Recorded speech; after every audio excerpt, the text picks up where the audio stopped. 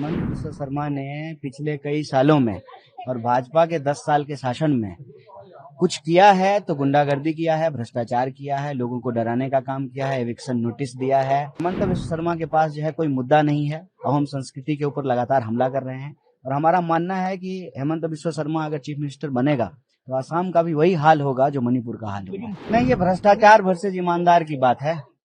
ये भ्रष्टाचार वर्सेज ईमानदार इसलिए है कि हेमंत बिस्वा शर्मा ने पिछले कई सालों में और भाजपा के 10 साल के शासन में कुछ किया है तो गुंडागर्दी किया है, भ्रष्टाचार किया है, लोगों को डराने का काम किया है, एविक्शन नोटिस दिया है और मुंह से सिर्फ और सिर्फ नफरत उगला है।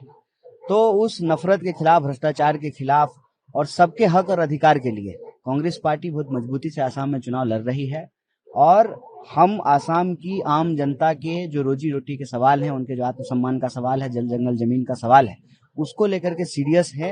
और हेमंत बिस्वा शर्मा के पास जो है कोई मुद्दा नहीं है। अब हम संस्कृति के ऊपर लगातार हमला कर रहे हैं और हमारा मानना है कि हेमंत बिस्वा शर्मा अगर चीफ मिनिस्टर बनेगा तो आसाम का भी वही हाल होगा जो मणिपुर का हाल होगा। लेकिन जेल भेजने को राहुल गांधी आते हैं तो कहते हैं सबसे पहला काम जो सीएम है इसे जेल भेजना है। सीएम पुलिस दिल्ली भेज रहे हैं कि पवन खेरा को गिरफ्तार करना है। वो कह रहे हैं पवन खेरा को पहले पेलूंगा, ऐसे शब्दों का इस्तेमाल हो रहा है।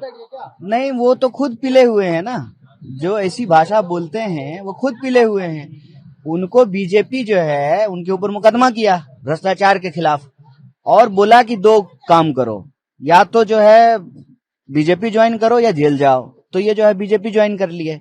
ये कहते हैं कि जो है दोबारा जन्म लेना पड़ेगा, तो दोबारा जन्म ही तो हुआ है ना अमित शाह के मदद से उनका। लेकिन जब एफआईआर पवन खेरा जी पे की गई है तो क्या ये आप मानते हैं कि जो क्लेम आप लोगों का है उससे इत्तेफाक नहीं रख रहे हैं सीएम? अच्छा, तो एफआईआर करने से क्या होगा? एफआईआर करने से सच्चाई छुप जाएगी। अव्वल तो उनको जांच कराना चाहिए, रिपोर्ट पेश करना चाहिए, कहना चाहिए कि ये आरोप झूठ है। अगर ये आरोप झूठ है तो आरोप को निराधार साबित करने की कार्रवाई होनी चाहिए ना। ये तो डराने धमकाने की राजनीति है। मल्लिकार्जुन खड़गे ने कहा है कि केंद्र में बीजेपी की सरकार है, फॉरेन मिनिस्टर से वो पूछेंगे 3 पासपोर्ट का थ्योरी क्या है।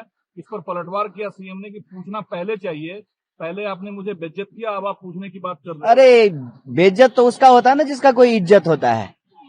मान की हानि उसकी होगी ना जिसका कोई मान होगा।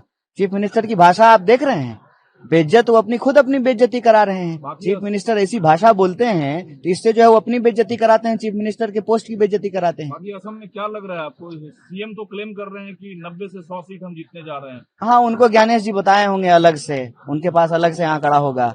लेकिन हम असम के हर इलाके में घूमे हैं, अंडर करंट है।